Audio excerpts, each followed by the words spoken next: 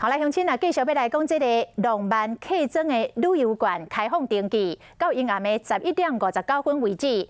明仔载就要来抽考啊咯。虽然这个调签率真低，但是因为一张的价值800块，也是烧钱人手。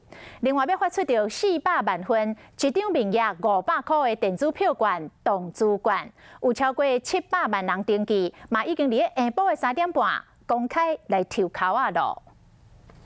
想要抽客庄券来把握时间哦，登记的时间是到7月28阴暗时11:59，7月29开始抽签。若是抽到就当摕到800块的客庄券，就会当算免费。所以是7%哦，差不多。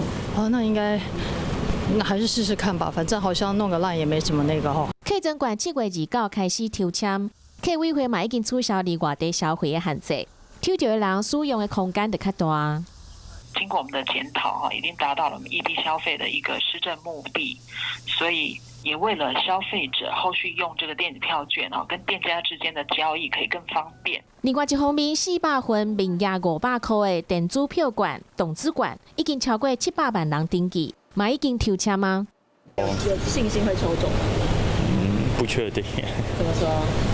因为可能参加的人很多啊。抽奖的人会用电子批通知，领券了后，就当摕到500块的数位动资券。8月初1透早10点开始当使用，电子支包会当分批开价了，买当多券抵用。必须要伫今年12月底阴暗时11:59使用了。假使是抽奖，要注意家己的权益，才袂浪费政府的美意。